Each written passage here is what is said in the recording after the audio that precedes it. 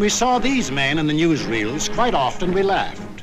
To us, they looked like characters in a musical comedy.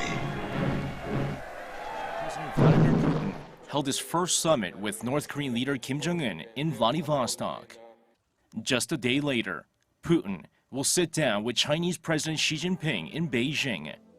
China and Russia have repeatedly said they would. But they weren't comic. They weren't funny. They were deadly serious. They were out for world conquest. Today we rule Germany. Tomorrow the world. The Pacific is ours. It was inevitable that these countries should gang up on us. The little fellow is our pal, Kurosu, who smiled his way into our hearts in December 1941. Here he and his friends are busy carving up the world in advance, staking out their claims. Take a good look at these claims. Here was the Italy that Mussolini took over in 1922. And almost his first act was to tell the Italians they were the rightful owners of Corsica, Nice, Savoia, Albania, Tunisia, Ethiopia, and a land corridor linking it with Libya. Later on, he had an even bigger dream. The old Roman Empire as it existed nearly 2,000 years ago.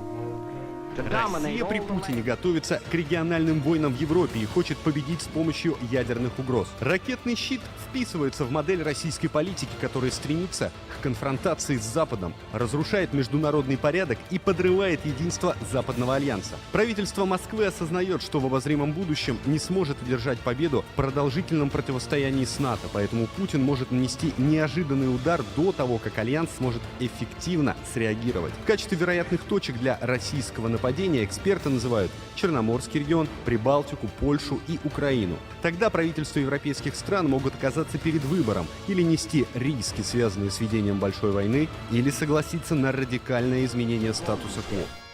As for the Japanese, they had some ambitions too. By 1920, they had grabbed off Formosa, Korea, and the southern half of the island of Sakhalin.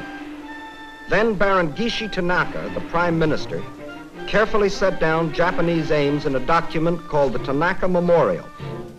It was presented to the Emperor July 25th, 1927.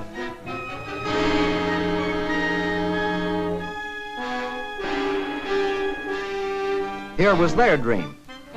Manchuria for raw materials, China for manpower. Then a triumphant march through Indochina, Siam, Burma, India, the East Indies, and on through Australia and New Zealand. And in the north, all they claimed was that part of Russia east of Lake Baikal. That was to be the new order in Asia. But this is Iran's main tactic.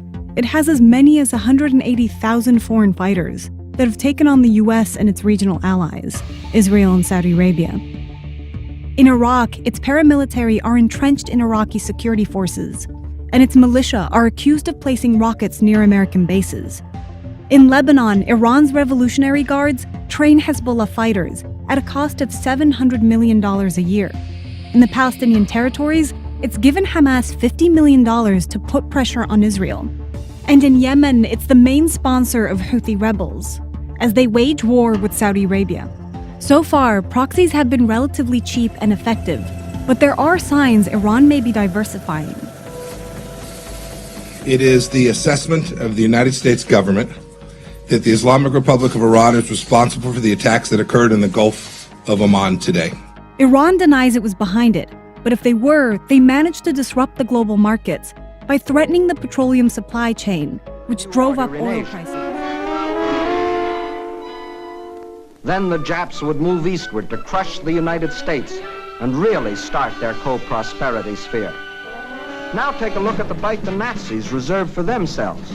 Here's the Germany Hitler walked into, and here's what he wanted. First, Europe under his complete political or economic control, leaving Mussolini a share of the loot if he behaved himself. Then the drive to the east, through the rich oil lands of Iran and Iraq, into India. Another push south through Africa. Then from Dakar, jump off to meet the honorary Aryans who were to move in on South America through the Pacific. At the same time, start across from the Scandinavian countries to hook up with his buck-toothed pals coming over from Siberia to join in the conquest of the United States. There it is, gents. All they left us was Shangri-La. And they'd claim that, too, if they knew where it was. It's not hard to see which country that is. This is China's Belt and Road Initiative, the most ambitious infrastructure project in modern history that's designed to reroute global trade. And it's how China plans to become the world's next superpower.